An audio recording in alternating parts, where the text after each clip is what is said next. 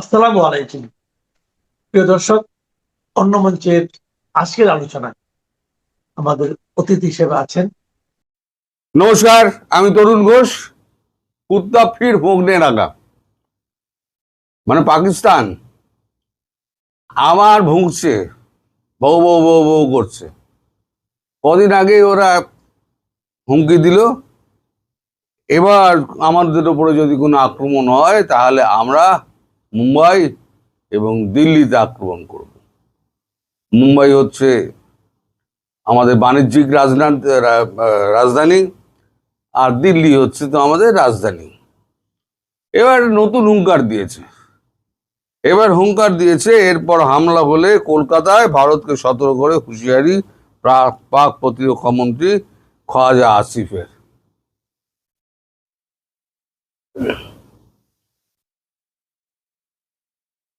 এই খাজা আসিফ না, এরে কেউ কুত্তাও বোঝে না, এরা কুত্তাও একে বোঝে না যে তুই কেমন আছিস। যখন গালি খাওয়ার হবে না, তখন এই কুত্তাটাকে এগিয়ে দেয়। কারণ এরপর পাকিস্তানের লোকেরাই তো ওকে খিস্তি করবে, গালাগালি করবে। এই কারণে যে 3 দিন 4 দিনের যুদ্ধের পর, সিঁদুর হামলার পর নিজেরাই ভাই গিয়ে পায়ে ধরে বলেছিল যুদ্ধ থামা। এবার নিজেরাই এখন আবার যুদ্ধের হুঙ্কার দিচ্ছিস। তা হুঙ্কার দেওয়ার কারণ যথেষ্ট আছে। হুঙ্কার দিচ্ছে এই কারণে যে চাইছে ভারতবর্ষ হামলা করুক। তার কারণ হচ্ছে নিজের দেশের ভেতরে নানান ধরনের সমস্যা, তারপরে একটা সৌদি আরবের সঙ্গে ডিফেন্স ডিল করেছিল, সেখানে ডিফেন্স প্যাক্ট, সেখানে তারা একে অপরের প্রতি হামলা হবে বলে বিবেচনা করা হবে। এখন তো হামলা হয়েছে, এখন সৌদি রেখে পাঠাচ্ছে, যাবে না। এবার সৌদি বলেছে 2.3 বিলিয়ন যেটা দেওয়ার কথা, আমার টাকা ফেরত দাও, না হলে পরে তোমার বিরুদ্ধে ইন্টারন্যাশনাল কোর্ট অফ জাস্টিসে আমি ব্যবস্থা নেব। এটা পাওয়ার পর, খবরটা পাওয়ার পর তারপরেই একেবারে ভুঁকতে শুরু করলো যাতে ভারত একটা সিঁদুর টু ফু করে। যখন করবে তখন তো আর তোকে মাপ করবে না, তখন ভালো মতোই করবে, তখন মাপটা ভাবে না। কিন্তু কখন বললো বাংলাদেশের ডিজিএফআই যখন আমাদের ভারতবর্ষ করে ঘুরে গেলেন, ঘুরেও তিনি পাকিস্তান গেলেন। পাকিস্তান গিয়ে তিনি দেখা করে এলেন, খুব ভালো কথা। দেখা করে এসে আমি দেখাচ্ছি আপনাদের।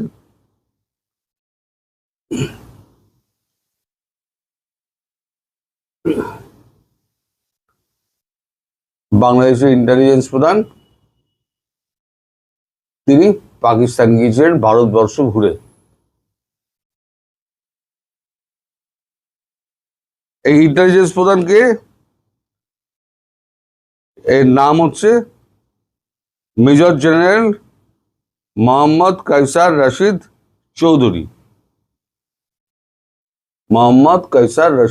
চৌধুরী। ইনি ঘুরে আসার পরই পাকিস্তানের হুঙ্কার ভারতবর্ষ একটু অন্যরকম ভাবে দেখছে, যে ভারতের সঙ্গে কথাবার্তা বলে গেল, কথাবার্তা বলে যাওয়ার পর তারপর হঠাৎ গিয়ে পাকিস্তানে কি এমন হলো, তারপরে পাকিস্তান এরকম একটা হুঙ্কার দিল। তো এর সঙ্গে যদি বাংলাদেশের সঙ্গে যদি পাকিস্তানের এই ব্যাপারটার মধ্যে যদি কোনো যোগসূত্র মেলে, তাহলে কি হবে আমি জানি না। তবে আরো একটা কারণে হুঙ্কারটা দিয়েছে, সেটা হচ্ছে কয়েকদিন আগে রাজনাথ সিং আমাদের দক্ষিণ ভারতে একটা মিলিটারি ফাংশন ছিল, সেখানে গিয়ে তিনি বলেছিলেন যে আমরা 21 ঘন্টার মধ্যে পাকিস্তান ধ্বংস করে দিয়েছিলাম। এবার যখন আমাদের আবার শুরু করব আমরা, মানে এটা সিঁদুর চলছে, সিঁদুর বন্ধ হয়নি, এবার যখন আমরা শুরু করব তখন কিন্তু আর থামাথামির কোনো ব্যাপার নেই, আর কোনো যুদ্ধবিরতি আমরা মানব না। অর্থাৎ ভারতও তৈরি হয়ে রয়েছে। এদিকে খবর পাওয়া যাচ্ছে যে ধীরে ধীরে ধীরে ধীরে ভারত কিন্তু এখন, যেহেতু বাংলাদেশ কিছুটা শান্ত, পূর্ব দিকে এখন সৈন্য মোতায়েন একটু কম করে ওখান থেকে আবার সেনাবাহিনী তুলে নিয়ে গিয়ে আবার লাগানো হচ্ছে একেবারে সীমান্ত অঞ্চল, পশ্চিমের সীমান্ত অঞ্চলগুলো জুড়ে। আর সমস্ত গোলাবারুদও প্রচুর যাচ্ছে। তারপরে রাজনাথ সিং এর এই হুঁশিয়ারি, তার মধ্যেই বাংলাদেশের ডিজিএফআই এর তার এই পাকিস্তান ভিজিট, সব মিলিয়ে মিশিয়ে বাংলাদেশের মধ্যে হয়তো জড়িয়ে গেলেও জড়িয়ে যেতে পারে। তারেক রহমানের গভর্নমেন্টে, তারেক রহমানের হাতে কিছু নেই, যা চালাচ্ছে সব হচ্ছে জামাত চালাচ্ছে। জামাতের অঙ্গুলি হেলনে তারেক রহমান চলছেন। এই যে 7 তারিখ আমাদের এখানে আসার কথা, আমাদের আপনাদের খলিলুর রহমান, তিনি এলে জয়শঙ্করজির সঙ্গে তো কথাবার্তা হবেই। তখন তো লম্বা লিস্ট বলেছি তৈরি করে রাখা আছে, তাকে সব জবাবদিহি করতে হবে। এই ডিজিএফআই এর হঠাৎ কি প্রয়োজন হলো, তিনি পাকিস্তান চলে গেলেন ভারতের সঙ্গে দেখা করার পর? ভারত খবর রাখছে, কিন্তু উনি কি বলেন বাংলাদেশের তরফ থেকে, ভারত অফিসিয়ালি সেইটা শুনতে চায়। তারপর যা হবার হবে।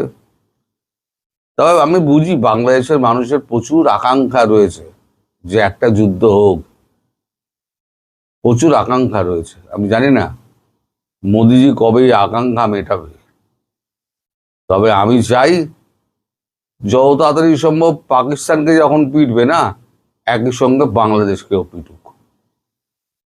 এই যে তারেক রহমান গোষ্ঠী আর বৈষম্য বিরোধী যদি গোষ্ঠী আছে, ভারত বিরোধী গোষ্ঠী আছে, সব কটাকে একেবারে মেরে তুলোধনা করে দিক। আর এই বাংলাদেশের মানুষের এই যুদ্ধ দেখার এত শখ, সেটাও যেন বরাবরের মতো মিটে যায়, আমি মনে প্রাণে চাই। আর মোদিজি কেন যে চুপ করে বসে থাকেন আমি জানি না। মাঝে মাঝে ভারতবর্ষের একটা রাগ হয়, কিন্তু এবারে চান্সটা আছে এই কারণে যে সামনে বাংলার নির্বাচন আছে। বাংলা অস্মিতা, বাংলার মুখ্যমন্ত্রীকে পরিবর্তন করা, তার জন্য একটা স্বদেশী আবেগ তোলার একটা খুব প্রয়োজন। সেটা পশ্চিম দিকে হলে তার এফেক্ট অত এসে পড়বে না, কিন্তু যদি পূর্ব দিকে হয়, মানে আমাদের বাংলাদেশের দিকে হয়, যদি দুমদারাক্কা 4টে হয়, ওই একজন লিখেছে ইঁদুর সিঁদুর কিছুই তো শুনছি না, ওদিকে সিঁদুর হলে এদিকে ইঁদুর হবে। যদি হয়, হবে কি না আমি জানি না, তবে আমি কায়মনোবাক্যে আমি প্রার্থনা করি যেন একটা ইঁদুর অন্তত হয়। এই ইঁদুরেই মোটামুটি বুঝে যাবে যে যুদ্ধটা কি জিনিস আর যুদ্ধের ক্ষয়ক্ষতিটা কি হয়। এটা তো 71-এর যুদ্ধ দেখেননি, আর ইতিহাসও পড়েননি, ফলে যুদ্ধের খুব শখ। ইঁদুর হোক আর সিঁদুর হোক, যা হোক, একটা শীত যদি কাটে তাহলে পরে ভালোই হয় বলে আমার মনে হয়। অন্তত এই যারা বক্রোক্তি করে বেড়ায় ইঁদুর না সিঁদুর, তাদের মুখে আচ্ছা করে চুনগালি পড়বে। সবাই ভালো থাকবেন, সুস্থ থাকবেন এবং সাবধানে থাকবেন। নমস্কার।